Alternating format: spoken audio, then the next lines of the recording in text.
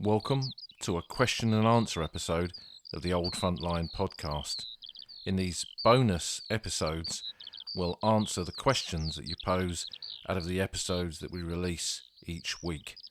And don't forget to subscribe to the podcast via your favourite platform, and do think about leaving us a review or a star rating. So let's get down to this week's questions.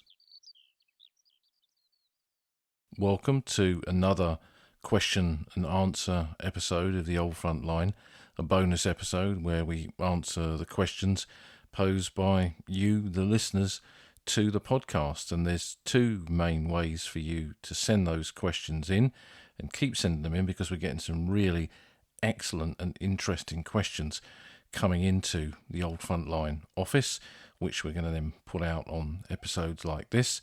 And those two main methods are via our Discord server, where you can log on there and you can leave a message in the chat. And the other method is via email. And you can just send me an email with your question in that comes straight to my inbox. And links to both of those are in the show notes for this episode. So let's get down to our first question, which is coming via email from Nick Hopkins. And Nick asks, we have all heard the phrase mentioned in dispatches as a recognition of meritorious conduct. Can you explain the following, please? The kind of action for which an MID, mentioned dispatches, was given. What were the dispatches and who wrote them? Are the documents available to view online? If so, where? And was an MID awarded just to officers, or could it apply to all ranks? Any additional information about mentioned dispatches will be very welcome, as I have recently discovered that a relative was mentioned 3 times during the Great War, as well as receiving a DSO in 1917. Well, as you know, last season we brought in a new element of the podcast called Despatches, and we used the original Great War period spelling for that, which is DES dispatches rather than DIS dispatches, as it is spelt today. The spelling of that changed over time. But in terms of a mentioned in dispatches, first of all, what was it? Well, officers, and this goes right back through the history of the British Army while on campaign, officers in command of those armies, wherever they were in the wider empire, in campaigns across the globe, and then of course in the 4 years of the Great War, commanders of those forces would write dispatches home to detail what their troops had been up to, and they would then list certain soldiers who had been recommended for gallantry. And if you went back 100 years from the Great War to the Peninsular War, for example, there were no gallantry awards as such to ordinary soldiers. There was no DCM, Distinguished Conduct Medal, Military Medal. There was no Distinguished Service Order that you mentioned, the DSO, or the Military Cross for officers. The common method of recognising gallantry was through dispatches, through an account of a battle, an account of a campaign in which the commander would say, this unit, this division, this formation has done this, and these men are singled out for gallantry, for bravery on the field of battle. 100 years on in the Great War, that changed, and changed throughout the war slightly. A mention in dispatches could be for a really broad range of different things, from fighting on the battlefield in circumstances that would not lead or could not lead due to lack of officer witnesses, to a higher award. Many awards needed one or more officers to corroborate the story, so that ordinary soldiers didn't kind of recommend each other for awards. This was the fear of the War Office and the wider army. So you needed officers who were, as we know, gentlemen, and a gentleman's word is his bond and all that kind of stuff. They would recommend men for gallantry. And if the circumstances of that act of gallantry could not lead to a medal, then mentioned dispatches was another way of doing it. But it wasn't just for gallantry, because if you look at mentioned dispatches throughout the war, we see officers in charge of units that were nowhere near the battlefield being mentioned dispatches. Officers in charge of the railway system behind the lines in northern France, men in charge of the field bakery at Rouen, the depots where all the food came over, the supply routes to the front line. Army Service Corps officers, for example, men in charge of water points where deep wells have been cast into fissures to pump up fresh water for the army. Some of those officers and men were mentioned in dispatches for that kind of work. So it wasn't just for actions where there was bombs, bullets and bayonets facing the enemy, charging down trenches, throwing grenades, going over the top. It could be for a broad range of really important things that might not be battles, but yet were part of the wider campaign. So it was used as a way to recognise a broad spectrum of different gallantry, service and good conduct as well. And the dispatches were actual documents that were written by commanders in the field, generally senior commanders. So you're talking normally army level commanders, and then the higher echelon, which of course is the commander-in-chief, early period of the war, Sir John French, and then later Sir Douglas Haig. And you often see reference to Haig's dispatches. In fact, there was a volume of his dispatches published after the war called Haig's Dispatches that comes with a very nice map volume where you can follow Haig's battles on the Western Front from the Somme to the end of the conflict. But during the war itself, these dispatches were published in the London Gazette, which was the official organ, the official newspaper, if you like, that was used to publish honours and awards. And that is now online with the Gazette online, and I'll put a link to that in the show notes, and you can go on there and you can look up honours and awards, not just mentioned dispatches, but every kind of award that was issued to the army, from British and Empire awards through to foreign decorations that were officially granted, medals from our allies like France and Russia, for example. That's all in there. And not everything has a citation. Some awards were published where citations were listed, the Distinguished Conduct Medal, the Military Cross, the DSO, but if they appeared in New Year's honours lists or the King's birthday honours, then there would normally not be a citation, and some of those medals can also be for acts on the battlefield or the wider area of the front that were not really acts of gallantry, but acts of good service, really, more than charging an enemy position. So all of that is in there, but for dispatches, for mention in dispatches, there are no citations.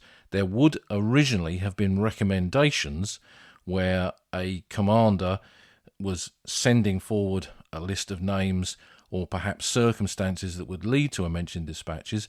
Often what would happen is after a big battle, the senior staff level of a division, for example, an infantry division, would go to the battalion commanders and say, will you please submit a list of men who so far have not been recognised for their good service or gallantry, and submit their names for a particular honour or award, or in this case, a mention in dispatches. That was not uncommon. So there would be some form of official recommendation for these men, but sadly all of those documents, all of those records were lost in bombing in the Second World War. So we have no idea of what mentioned dispatches really were, unless they're mentioned in a regimental history or in a battalion or unit history, or sometimes they're even mentioned in war diaries. So if you're following somebody, it's worth having a look in those sources to see if there's any more details. But often it's very difficult to pin down precisely what a mention in dispatches was for. And you mentioned that your relative was awarded the Distinguished Service Order. That normally came with an automatic award of a mention in dispatches as part of the recognition for that wider act of gallantry or service that led to the award of the DSO. So it can be difficult, but there's another element to this as well with mention in dispatches. There were only two types of posthumous award in the Great War. The Victoria Cross at one end, so if you were attacking an enemy position and you assaulted across no man's land, shot down the German defenders, leapt on a machine gun nest, wiped that out, turned the machine gun on the Germans, and then was shot dead by a German sniper, that could only lead to a posthumous gallantry award, which would be the Victoria Cross at one spectrum and the mention in dispatches and mention in dispatches at the other end. So what you see in the early period of the war are men who were recommended for Victoria Crosses for whatever reason, perhaps lack of evidence, lack of witnesses, perhaps the will of the army not to actually award that many VCs. They instead get posthumous mention in dispatches. I have a group of medals to a lad in the Royal Sussex Regiment, for example, who carried out an act of gallantry in the First Battle of Ypres that led to a posthumous mention in dispatches. And I often wonder, was he actually recommended for a VC? I'll never know, because as I said, those recommendations just don't exist. So it's kind of a complex subject, and although a lot of soldiers felt that mentioned dispatches kind of were awards that came up with the rations, that they were almost handed out like confetti, the reality is they hide some incredible acts of bravery on the battlefield by men and indeed women later on in the conflict, who were also mentioned in dispatches for nursing services on the battlefields, for example. It can hide this kind of wider aspect of what the story was behind the issue, the award, the mention in dispatches by those senior commanders. So you can trace them online, but actually pinning them down to a precise act of gallantry or even battle can sometimes be very, very difficult indeed. But it's worth noting that all service men and women that were awarded a mention in dispatches that was published in the London Gazette after the war, they received, or their next of kin if they died in the war, received a little bronze oak leaf that was sewed onto the ribbon of the Victory Medal to indicate that they had been mentioned in dispatches, with a miniature of that could be worn on the ribbons. And sometimes you see this in contemporary post-war photographs of officers and men who had been mentioned, and you can see that little oak leaf on their ribbon bar above their left tunic pocket. So it's a fascinating subject. On one level, it's kind of just a name in a list, perhaps with hundreds, if not thousands, of other servicemen and women, but actually it could be masking an incredible act of gallantry that wasn't possible to recognise in other ways. And I kind of think of one of the veterans that I knew that always used to say this phrase when we spoke about men that he'd seen been awarded the Victoria Cross. He used to say there were two types of crosses in this war, the Victoria Cross and the Wooden Cross, and most got the latter. And many, many acts of gallantry went completely unrecognised, not even with a mention in dispatches. So I hope, Nick, that's cast some further light on that subject for you. Moving on to our second question. This one also via email comes from Jerry Smith, who says, as a Liverpool lad, I've always had a particular interest in the King's Regiment. One thing I've noticed from my many visits to the graves of King's men is that there is more than one type of regimental symbol on the gravestones, the majority being the standard prancing horse, but the 4 Pals battalions sometimes have the liver bird sans changer symbol, and 2 territorial battalions of 6 rifles having the bugle, and the 10th Liverpool Scottish having a cross of St Andrew. Does this variety happen in other regiments? I've not noticed it, and if not, why did the Imperial War Graves Commission allow it for the King's only? Well, the King's Regiment is the King's Liverpool Regiment, and this is a regiment of the British Army going back into a long, long period of history, long before the Great War. Its cap badge was the White Horse of Hanover, but before the Great War, as you mentioned, it formed a number of territorial force battalions, territorials, who had their own cap badges. The Liverpool Rifles was one of them, the 6th Battalion you mentioned, and the 10th Battalion, King's Liverpool Regiment, was the Liverpool Scottish. And they not only had their own cap badge, they wore kilts, being a Scottish regiment, a Scottish battalion. And then when the war broke out and Lord Derby formed those Pals battalions of the King's Liverpool Regiment, and in their early service he paid for the formation of the battalions, he paid for the men's uniforms and equipment, their billets, even their wages. He felt this was essentially his kind of private army. And instead of having the usual cap badge, that White Horse of Hanover, it should have a special badge, which was the coat of arms of the Derby family, which, as you say, was a liver bird swooping over a child in a cradle with the family motto, sans changer, underneath.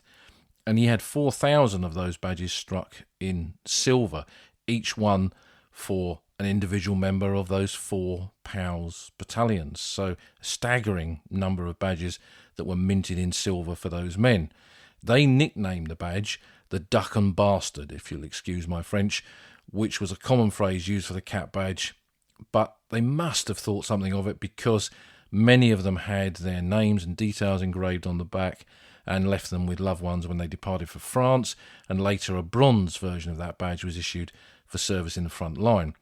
But coming back to your question about headstones, after the war, a decision was made by the Imperial War Graves Commission to recognise as many individual units as possible. And in some regiments, like the King's Liverpool Regiment, they were able to do that, with the standard battalions having the White Horse of Hanover, the POWs battalions with the Liver Bird badge, and those territorial battalions with the Rifles badge. Both men in the first 6 and the second 6 King's Liverpool Regiment had those on their headstones, as did the 1st 10th and the 2nd 10th Liverpool Regiment, the Liverpool Scottish. Now, it isn't unique to the King's Liverpool Regiment. In the Royal Sussex Regiment, for example, they had a battalion, the 5th Battalion, the Cinque Ports Battalion, that had a different cap badge. The symbol of the Cinque Ports was their main badge, as opposed to the Garter and Roussillon plume that was the main regimental badge. And if you look at a unit like the London Regiment, which before the war was comprised of 26 individual battalions, which were in effect their own individual units, each one of them had its own cap badge, and those were perpetuated on the headstones in the cemeteries when they were made permanent in the 1920s. So if we go through the different regiments, and there's quite a few of them that had these territorial or POWs battalions that had their own special badges, the Imperial War Graves Commission tried to perpetuate those on the headstones. There was a move to try and do this with the Canadians. So the Canadian Expeditionary Force had well over 250 individual infantry battalions by the end of the Great War, each one with its own cap badge, and that was considered just impossible to try and create that many standard templates for badges for that many different battalions. So instead they adopted a national symbol, which was the maple leaf. And I do believe that some battalions that did have their own individual badges did apply for those, but didn't always get them or were granted them on the headstones. And I have seen some later casualties of men that are in the 17th King's Liverpool Regiment, which is the 1st Liverpool POWs, don't have the Liver Bird on their headstone. They have the White Horse of Hanover. So quite what the reasoning behind all of this is sometimes a little bit lost in the archives, in the pages of history, because not all of that documentation survives. But I think what it does show is that the War Graves Commission tried to represent the nature of the army that had fought this war through the headstones. The headstones were not just sepulchres for an individual person to remember a soldier or a service person who had fallen. I think there was a belief as well that they were there to represent the whole of the British and Empire armed forces. And when you looked across the white splash of stone in these soldiers' cemeteries, you could see that represented with the cap badges, if that's what kind of drew your eye. And cap badges are really important. I mean, there are lots of really good books. Professor Peter Doyle, who's a great friend of this podcast, has written a really good book on cap badges of the Great War and the British Army, which is highly recommended. And once you know them, it's quite useful in the cemeteries because you can pick out orders of battle in some of the burial grounds and understand why that cemetery relates to a particular period or unit or formation that fought in that area during a particular time frame. So it's not just the Kings, it's not just that famous regiment from Liverpool that had so many different battalions and fought in so many different theatres of war and contributed so many localised units. And when you look at the Liverpool POWs, they do reflect the wider city of Liverpool. And if you've never read anything about the history of the Liverpool POWs, Graham Maddox, who many years ago I remember writing an article about following a Liverpool POW across the Somme battlefields. Back in the 1970s, that was. I read that when I was a kid, which kind of inspired me to want to go to the Somme one day. Graham Maddox, who's sadly no longer with us, a great author who wrote quite a lot about the First World War, but in particular, he focused on those Liverpool POWs battalions and produced one of the very early Pen and Sword, Barnsley Chronicle POWs battalion books, which has now then been reprinted as a Liverpool POWs history in hardback and paperback, and is highly recommended. So it's a fascinating subject, and thanks for raising it, Jerry, because I think cap badges can easily be dismissed by the historian as kind of the ephemera of the First World War, but yet I think they represent so much and they symbolise so much, and they can tell us so much, I think, about the wider army that fought in that war during those 4 years of conflict. So let's move on to question number 3, and that's from Darren Holmes, also on email. There's a great deal, Darren says, written about the experience of occupation in the Second World War. I've not found much covering the First. How were occupied territories governed in the Great War? How did the occupied population live under German authority? And was there organised resistance? Now, this is a very interesting and quite pertinent question for me, because I'm about this week to head off to Belgium to do a battlefield tour looking at the country of Belgium and its experience under occupation during the Second World War. But I spent a chunk of earlier this year wandering around the 1914 battlefields in Belgium, over on the eastern and southern borders where the Battle of the Frontiers were and the fight around the Liège forts. And one of the things that when you travel in that area you discover is the huge number of atrocities, of murders of civilians that were carried out by German forces in August of 1914. You can go to Dinant, where the sacking of Dinant took place. You can go to so many small little villages where war memorial after war memorial is testimony to civilians being dragged out their houses, put in a village square and shot by the Germans, and sometimes even worse than that, some truly horrific stories from that period. And it's something like 5,000 Belgian civilians were murdered under those circumstances in 1914 alone. And it kind of dribbles into the Second World War, because in certain areas of Belgium where that had happened in the Great War, I think people resisted more strongly in World War II. But we're focusing on the Great War here, and to answer your question, how did occupied territories, how were they governed?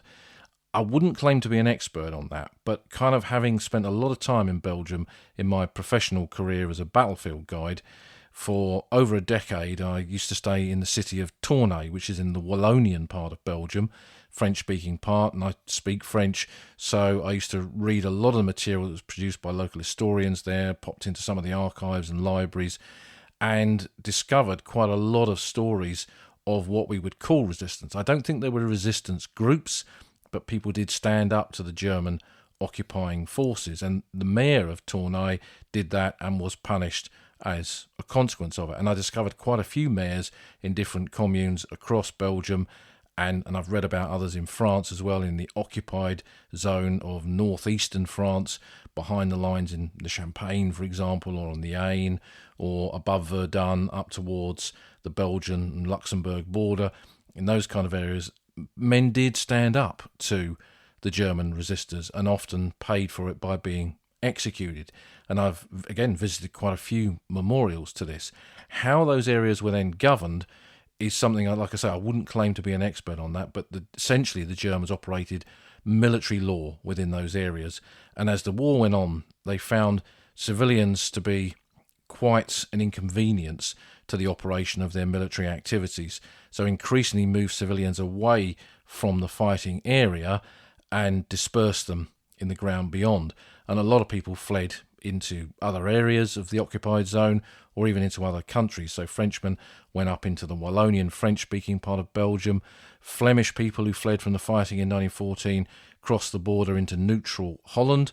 If you go to Arnhem, for example, one of the drop zones on Ginkel Heath, there's a memorial there to a displaced persons camp from the First World War, with Flemish people who were pushed across the border by the course of the war, came up into the Netherlands, and a big, vast, hutted camp was built for them on Ginkel Heath, where they spent the war, some remaining in the Netherlands forever, and others returning to Flanders after the First World War was over. So what you find, and there isn't a single book written on this. I've come across books in Flemish mentioning a little bit about it, books published in Belgium and France in French on this. I'm not sure if there's anything in English really about this subject. It certainly would make a fascinating PhD or MPhil kind of research paper, and really we kind of need to know a bit more about it. I would say, as I often say, we kind of think that the First World War, every aspect of it is covered. This is a classic example of where more research is needed. But what is clear is that even in the First World War, and this is something we perhaps don't always associate with the German army, they could and they were brutal. Murders, war crimes against civilians were committed in a kind of overture for what would come a generation later, and it would affect the populations of areas where this was carried out in the way that they reacted to German occupying forces a generation later. And particularly with the country of Belgium, the Germans did this repeatedly. There were instances in the 1940 campaign where the German Luftwaffe shot up civilians on the roads of Belgium, and then during the Ardennes offensive in 1944 there were quite a few examples in which they executed, murdered Belgian civilians in different places there. So this is something that really characterised the total war nature of warfare in that first half of the 20th century within Europe, with civilians becoming targets, becoming victims in a war, perhaps on a scale that hitherto had not really been understood. Obviously, in previous warfare, civilians had become casualties, but I guess in the 20th century, it was felt this was a new age and that civilians suddenly could easily become military targets, could become victims of a war, whether that be on the battlefield or by the end of the First World War from aerial warfare when Britain was bombed, and then obviously that would resonate into the experience of civilians in the Second World War. And what was clear is that civilians were now very much a part of the history, the tragic history of warfare. So we move on to our fourth and final question that comes from John C. on Discord, on our Discord server. He says, we hear a lot of staggering numbers around casualties, missing, injured and dead during the First World War. I think I recall that I read somewhere that the Allied powers lost 6 million military personnel. I recently caught up with one of your earlier podcasts where the Canadian numbers on the Somme seemed absolutely staggering. Understandable from the Allied military perspective, I imagine the French military would have suffered the highest portion of casualties against total population. From all the other Allied powers, and more particularly the British Empire countries, do you have an understanding of which country suffered the highest military casualties against their population base at that time? Well, John, there's quite a few websites out there where you can look up the kind of statistics of this, and there's quite a variance in numbers, which is why it's always best to go back to kind of original source material, official histories and things like that. Essentially, by the end of the First World War, the Great War killed around 16 million people, with over 20 million wounded. Great Britain, excluding the Empire, lost 750,000 dead, and that was against 1.4 million for France. So your kind of assumption that France suffered more is certainly true, because if we look at the beginning of the Great War, by the time the Static Trench War came in, the Belgians were holding a few miles at what was essentially the top of the Western Front up towards the Channel coast. The British were holding less than 20 miles from near Ypres down to La Bassée in northern France, and the rest of those 450 miles of the Western Front were held by the French army. And if you look at the battles of the Great War, from the battles of the frontier when the French army was thrown into fighting the Germans in those opening weeks of the conflict, through to the great battles on the Western Front, particularly in 1915, with the fighting around Notre-Dame de Lorette, what we call Vimy Ridge, and in the Champagne, and so many other sectors besides, and of course Verdun. As the war kind of trotted on, France was in every major battle and losing men on a kind of unprecedented scale. And when you think the population of France and Britain was pretty much equal at the time of the First World War, in fact France probably slightly less than Britain, if the war ends and Britain loses 750,000 and France 1.4 million, we can easily see the effects on France that war had, an effect that resonated into the interwar period, the building of the Maginot Line, the French approach to conflict when the Second World War broke out, and so many other aspects of 20th century history besides.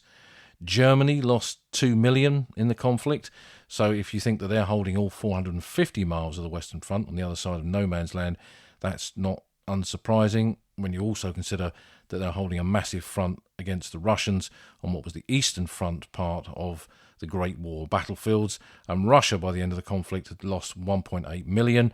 There's a slight issue with figures there. Where does the kind of First World War end and the Russian Revolution begin? But it's still a staggering number. But if we look at some of the empire nations, Canada had 650,000 men who served in the Great War, and over 66,000 died. That's 1 in 10 basically. But if we look at some of the smaller members of the Empire, the Commonwealth as it is today, New Zealand stands out. They had 58,000 casualties out of 98,000 men who served, of which 16,000 were dead. So that's about a 16% fatality rate, which is on the kind of high end of casualties when it comes to the British and Commonwealth experience. And even if we look at parts of Britain itself, I remember Lynn MacDonald, who wrote so many books about the First World War. Her name is a bit of a clue. She was of Scottish descent, proud Scot. She did a really excellent documentary in the 1980s about Scotland in the First World War, which is sadly lost in the mist of TV past. But I remember her saying how tragic, how terrible the Great War was for Scotland. And when you look at the figures, it's estimated that about 110,000 Scotsmen died in the First World War, which was about 10% of the male population in Scotland. And some accounts that I've read claim that it was actually as high as 26% of the male population. And when you go to Scotland and you look at the war memorials, you go to very small communities, the numbers of names on those memorials really are quite staggering. And they're not always Scottish regiments. Many Scotsmen emigrated to Canada, New Zealand, Australia, and they're represented amongst those elements of the armed services on the battlefields of the Great War as well. The highest casualty rate that I know of is Serbia. 500,000 of 750,000 Serbs who served died in the Great War. So 500,000 out of 750,000 who served, that's 2/3 of them died. That is a staggering casualty rate. Many of those not killed in action, but died of disease. So all losses in the First World War, when we look at individual losses, we can pluck out of the pages of the past when it comes to the Great War so many terrible, sad, tragic stories. But when we look at the bigger figures, which are sometimes difficult to comprehend until you've been to places like Tyncott or the French cemetery at Notre Dame de Lorette or the German cemeteries at La Targette, Langemarck, Menin, it's difficult to imagine these figures. But the scale of the losses, that was what was unprecedented for society at that time, and why this conflict ruptured those societies so deeply, and really the losses resulted in those societies never truly being the same again. Not everybody had to die for that to happen, but the sense of loss, the perceived sense of loss, was something that resonated through the generation that survived the First World War on into those 1920s and 30s. So thanks, John. That's a great question, and I'm sure casualties is something that we'll return to in these Q&As another time. So thanks for your questions for this one. Keep those questions coming in, and remember, you can send them in through the Discord server or via email, and the links for that are on the show notes. So see you again soon for some more questions and answers.